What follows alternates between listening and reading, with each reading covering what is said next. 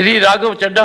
Sir, आज मैं सिर्फ 2 करोड़ दिल्ली वासियों की ओर से नहीं बल्कि 135 करोड़ भारतवासियों की ओर से बोलने के लिए खड़ा हुआ हूं। सर, इससे ज़्यादा असंवैधानिक, गैर कानूनी कागज़ का टुकड़ा एक बिल के माध्यम से शायद ही आज से पहले कभी संसद भवन के भीतर लाया गया होगा। और अपना वक्तव्य शुरू करने से पहले मैं महाभारत के एक अंश का वर्णन करना चाहूँगा जिसे रामधारी सिंह दिनकर ने एक बहुत ही महत्वपूर्ण कविता में लिखकर बताया है, जिसमें भगवान श्री कृष्ण एक शांति दूत बन के पांडवों की ओर से हस्तिनापुर जाते हैं शांति का प्रस्ताव लेकर। कवि लिखते हैं, मैत्री की राह बताने को, सबको सुमार्ग पर लाने को, दुर्योधन को समझाने को, भीषण विध्वंस बचाने को, भगवान हस्तिनापुर आए, पांडव का संदेशा लाए। भगवान कहते हैं, दो न्याय अगर तो आधा दो, पर इसमें भी यदि बाधा हो तो दे दो केवल 5 ग्राम, रखो अपनी धरती तमाम, हम वही खुशी से खाएंगे, परिजन पर हंसी ना उड़ाएंगे। पर दुर्योधन वो भी दे ना सका, आशीष समाज की ले ना सका, उल्टा हरि को बांधने चला, जो असाध्य था उसे साधने चला, जब नाश मनुष्य पर छाता है पहले विवेक मर जाता। सर, इसमें दिल्ली बिल का सार है। सर, हम न्याय की गुहार लगाने आपके सामने आए हैं, अपने हक मांगने आए हैं, अपने हक से ज्यादा मांगने नहीं आए। सर, मैं अपने वक्तव्य को 3 भाग में बांटता हूं। पहला कि यह बिल कैसे एक राजनीतिक धोखा है, पॉलिटिकल फ्रॉड है। दूसरा, यह कैसे एक संवैधानिक पाप है, कॉन्स्टिट्यूशनल सिन है। और तीसरा कि यह एडमिनिस्ट्रेटिव लॉकजैम यानी कि प्रशासनिक गतिरोध दिल्ली में कैसे पैदा कर देता है। सर, पहला राजनीतिक धोखा, यह कहानी है सर 1977 से लेकर 2015 की। लगभग 40 साल का लंबा संघर्ष भारतीय जनता पार्टी ने दिल्ली में पूर्ण राज्य का दर्जा स्थापित करने के लिए किया। 1977 में जब 3rd मेट्रोपॉलिटन काउंसिल दिल्ली में था, उसमें जनता पार्टी की सरकार थी। उन्होंने मता पास कर कहा कि दिल्ली को पूर्ण राज्य का दर्जा बनाएंगे। लगातार पूर्ण राज्य की दर्जे की मांग करते करते ये 1989 का लोकसभा का मैनिफेस्टो में बीजेपी का लाया हूं। 1989 के मैनिफेस्टो में पेज नंबर 361 पे पॉइंट नंबर 10 पे ये कहते हैं, grant statehood to UT of Delhi. यानी कि 1989 से लेकर लगातार ये लोग दिल्ली को पूर्ण राज्य का दर्जा दिलाने की मांग करते रहे। यहां तक कि जब 1991 में कांग्रेस की सरकार ने दिल्ली में विधानसभा का गठन किया, उससे भी ना पर्याप्त मानते हुए लाल कृष्ण अडवाणी जी, मदन लाल खुराना जी सबने बयान दर्ज कराए कि यह भी दिल्ली के साथ न्याय नहीं है, दिल्ली को पूर्ण राज्य का दर्जा मिलना चाहिए और हम इसके लिए आंदोलन चलाएंगे। और लगातार इन लोगों ने संघर्ष किया, आंदोलन किया। सर, 1999 में फिर अपने मैनिफेस्टो में बीजेपी ने, ये 1999 का मैनिफेस्टो है, ये जारी कर कहा कि हम दिल्ली को पूर्ण राज्य का दर्जा देंगे। Page number 132 point number 31, we will give full statehood to Delhi. Sir, इन लोगों ने बड़ा आंदोलन चलाया, संघर्ष किया, सड़कों पे लाठियां खाई, न जाने क्या क्या किया दिल्ली को पूर्ण राज्य का दर्जा दिलाने के लिए। और अंततः वो दिन आया जिस दिन वाजपेयी सरकार के उप प्रधानमंत्री आदरणीय लाल कृष्ण अडवाणी जी इस सदन के भीतर एक बिल लाए, द कॉन्स्टिट्यूशनल अमेंडमेंट बिल 2003, जो दिल्ली को पूर्ण राज्य का दर्जा देता है। यह बिल अडवाणी जी इस सदन के भीतर लाए और कहा कि दिल्ली को अधिकार देने की जरूरत है, दिल्ली को पूर्ण राज्य का दर्जा भाजपा दिलाएगी। यहां भी बात खत्म नहीं होती सर। इसके बाद 2013 के अपने मैनिफेस्टो में बीजेपी ने कहा हम पूर्ण राज्य का दर्जा देंगे। इनकी जून 2013 में नेशनल एग्जीक्यूटिव की मीटिंग हुई, उसमें मता पास कर कहा हम दिल्ली को पूर्ण राज्य का दर्जा देंगे।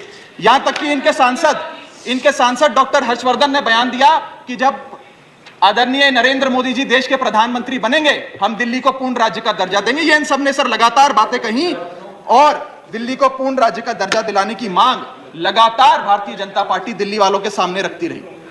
सर, ये बिल सिर्फ संविधान का और लोकतंत्र का अपमान नहीं है, यह बिल लाल कृष्ण अडवाणी जी का, अटल बिहारी वाजपेयी जी का, मदन लाल खुराना जी का, सुषमा स्वराज जी का, अरुण जेटली जी का, सबका अपमान करने का और उनके 40 साल के संघर्ष को मिट्टी में मिलाने का काम करता है। सर, मैं माननीय गृह मंत्री जी का बयान लोकसभा में सुन रहा था। उन्होंने कहा कि पंडित नेहरू ने यह बात रखी थी कि दिल्ली को पूर्ण राज्य का दर्जा नहीं मिलना चाहिए। मैं माननीय गृह मंत्री जी से कहना चाहता हूं, नेहरूवादी मत बनिए, अडवाणीवादी बनिए, वाजपेयीवादी बनिए और दिल्ली को पूर्ण राज्य का दर्जा देने का आज आपके पास ऐतिहासिक मौका है। दिल्ली को पूर्ण राज्य का दर्जा दीजिए। सर, इस बिल को लाने का असल कारण क्या है, यह बिल क्यों लाया गया है? पिछले 25 साल में दिल्ली में 6 बार विधानसभा के चुनाव हुए। 6 के 6 चुनाव भारतीय जनता पार्टी बुरी तरीके से हारी। यहां तक कि 2015 और 20 में आजाद भारत के इतिहास की सबसे बड़े जनादेश की सरकार अरविंद केजरीवाल ने दिल्ली में बनाई। क्योंकि ये पिछले 25 साल चुनाव नहीं जीत पाए और अरविंद केजरीवाल और आम आदमी पार्टी के आने के बाद ये जानते हैं कि अगले 25 साल भी ये लोग चुनाव नहीं जीत पाएंगे, तो सरकार को नष्ट करने का काम कर रहे हैं। ना रहेगी सरकार और ना रहेगा चुनावों का महत्व, ना रहेगा बांस, ना बजेगी बांसुरी। लेकिन मैं आज इस मन से भाजपा से अनुरोध करूंगा कि कम से कम लालकृष्ण आडवाणी जी को न्याय दीजिए, कम से कम उनकी इच्छा पूरी करिए, दिल्ली को पूर्ण राज्य का दर्जा दीजिए। सर, मेरा दूसरा भाग कि कैसे यह बिल एक संवैधानिक पाप है। सर, पहली चीज, ये abuse of ordinance making powers है, आर्टिकल 123 जो संविधान का देता है। संविधान ये कहता है, और वाईवी चंद्रचूड़ साहब का AK Roy versus union of India एक बड़ा महत्वपूर्ण लैंडमार्क जजमेंट है, जिसने कहा कि ऑर्डिनेंसेस सिर्फ आपातकालीन और विषम परिस्थितियों में लाए जाएंगे। ऐसी कौन सी आपातकालीन और विषम परिस्थितियां आ गई कि आपको सुप्रीम कोर्ट के फैसले को 8 दिन के भीतर बदलना पड़ गया? दूसरा सर देखिए सर दूसरा सुप्रीम कोर्ट की दूसरा बिंदु, यह सुप्रीम कोर्ट का अपमान है। सुप्रीम कोर्ट के फैसले को 8 दिन के भीतर 5 जजों के संवैधानिक पीठ के सर्वसम्मति के फैसले को बदल के आज भारतीय जनता पार्टी ने एक मैसेज दिया है कि हम सुप्रीम कोर्ट को भी चैलेंज करते हैं, सुप्रीम कोर्ट के फैसले को भी नहीं मानते। आपको जो ऑर्डर जारी करना है करो, हम चंद दिनों के अंदर ऑर्डिनेंस लाकर उस फैसले को बदल देंगे। They have challenged the majesty of the honourable supreme court sir.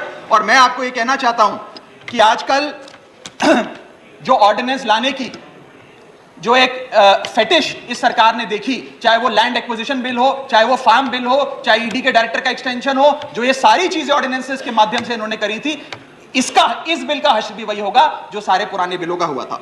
Sir, third बिंदु कि कैसे ये बिल संघीय ढांचे को एरोड करता है। हमारा भारत का संविधान और सुप्रीम कोर्ट का 2023 का 2018 का संवैधानिक पीठ का फैसला कहता है कि दिल्ली के पास एक यूनिक फेडरल आइडेंटिटी है, यूनिक कॉन्स्टिट्यूशनल आइडेंटिटी है, और भारत का संविधान जो हमें संघीय ढांचा देता है, जो शक्तियां देता है, उन शक्तियों को एनक्रोच करने का काम यह सरकार करती है, हमसे अफसरशाही और तमाम शक्तियां छीनकर।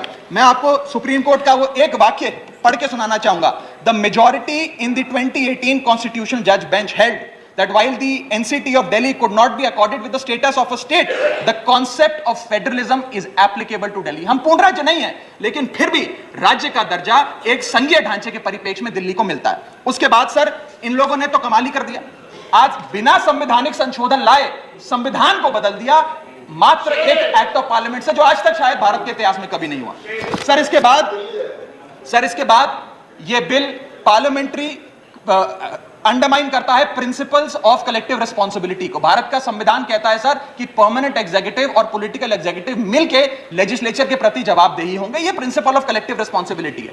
इसमें से परमानेंट एग्जीक्यूटिव यानी कि अफसरशाही को छीनकर ये पूरी तरीके से कलेक्टिव रिस्पांसिबिलिटी का प्रिंसिपल, जिस पे सरकारें चलती हैं इस देश में, उसे ध्वस्त करता है। और आखिरी बिंदु संवैधानिक अपराध का, ये ट्रिपल चेन ऑफ अथॉरिटी को तार-तार करता है sir. Triple chain of accountability ये होती है कि अफसरशाही की जवाबदेही मंत्री को, मंत्री की जवाबदेही लेजिस्लेचर को, और लेजिस्लेचर की जवाबदेही जनता को। इसमें से अगर आप अफसरशाही हटा देते हो तो फिर जवाबदेही की जो ये ट्रिपल चेन ऑफ अकाउंटेबिलिटी है ध्वस्त हो जाती है। तो ये काम करके संवैधानिक अपराध एक प्रकार से सरकार ने किया है। सर, मेरा आखिरी भाग, ये कैसे एक एडमिनिस्ट्रेटिव हाराकिरी, एक एडमिनिस्ट्रेटिव गतिरोध पैदा करता है। ये कहता है सिर्फ उपराज्यपाल ही ट्रांसफर पोस्टिंग करेंगे एक समिति के माध्यम से, यानी कि अफसर अब मुख्यमंत्री के नहीं सुनेगा, मंत्रियों के नहीं सुनेगा।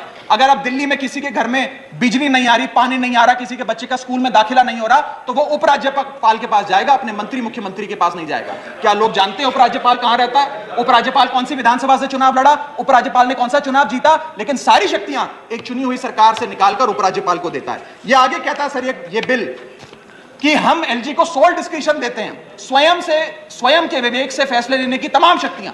आज तक उपराज्यपाल और गवर्नर काउंसिल ऑफ मिनिस्टर्स की एड एंड एडवाइस से बाध्य थे, लेकिन यह बिल उपराज्यपाल को सुपरसीडिंग पावर्स देता है।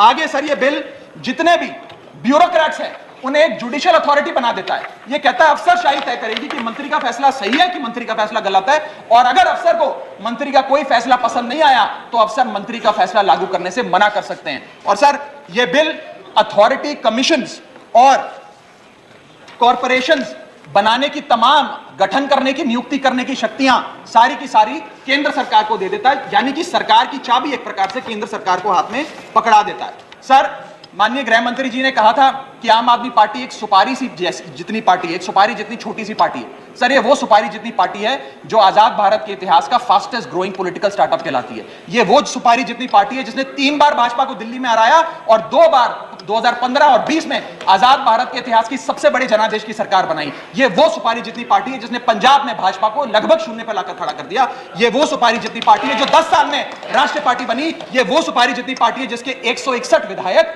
और 11 सांसद है। और ये वो सुपारी जितनी पार्टी है जिसका काम देखने के लिए first lady of United states of America और यूनाइटेड जनरल के पूर्व प्रमुख बान की मून आते हैं। सर, मैं आज अपने साथी जो आंध्र प्रदेश और उड़ीसा की सरकार चलाते हैं उन्हें कहना चाहूंगा, आपकी जरूर कुछ मजबूरियां रही होंगी जिसके चलते आपने ये फैसला लिया इस सरकार के इस बिल का समर्थन करने में। कुछ तो मजबूरियां रही होंगी, यूं ही कोई बेवफा नहीं होता। लेकिन मैं आपको कहना चाहता हूं कि आग जब लगेगी तो बहुत दूर तक जाएगी। राहत इंदौरी साहब का एक बड़ा महत्वपूर्ण शेर है, अगर खिलाफ है होने दो, जान थोड़ी है, ये सब धुआं है, आसमान थोड़ी है, लगेगी आग तो आएंगे कई घर जद में, यहां सिर्फ हमारा मकान थोड़ी है। लेकिन जब आपके घर में आग लगेगी, आम आदमी पार्टी आपके साथ खड़ी होगी, मैं आपको विश्वास दिलाता हूं। और सर, मैंने अपनी बात शुरू करी थी महाभारत के एक अंश से, मैं समाप्त भी महाभारत के एक अंश से करूंगा। सर, बीच कुरुक्षेत्र के मैदान में जब युद्ध प्रारंभ होने वाला था तो युधिष्ठिर ने शंखनाद करने से पहले एक घोषणा करी और कहा कि यह धर्म की लड़ाई है। मेरी सेना में खड़े मेरे पीछे जितने योद्धा हैं, अगर उन्हें लगता है कि धर्म मेरे साथ नहीं कौरवों के साथ है, तो मेरी सेना छोड़कर सामने वाली मेरी दुश्मन की सेना में जाकर खड़े हो जाएं, उनकी ओर से युद्ध करें।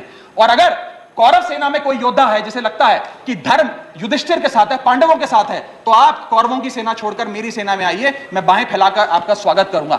उस समय कौरवों का एक भाई युयुत्सु कौरव सेना छोड़कर पांडवों की ओर आया और पांडवों की ओर से युद्ध लड़ा। मैं उसी बात का जिक्र करते हुए आज इस सदन में बैठे तमाम सांसदों को कहना चाहता हूं, राज्यसभा काउंसिल ऑफ स्टेट्स है, हम लोग काउंसिल ऑफ स्टेट्स है, जहां ज्यादा जिम्मेदारी बनती है राज्यों के हकों की, अधिकारों की रक्षा करने की। मैं मांग करता हूं, आज आप लोग पार्टी लाइन से ऊपर उठकर, विचारधारा से ऊपर उठकर संविधान को बचाने के लिए, लोकतंत्र को बचाने के लिए इस बिल को हराइए। आज ये इतना असंवैधानिक और गैर कानूनी बिल अगर ये सफल हो गया तो हो सकता है आज के बाद आने वाले समय में ये लोग देश में चुनाव ही ना कराएं, चुनावी प्रक्रिया को खत्म कर दें।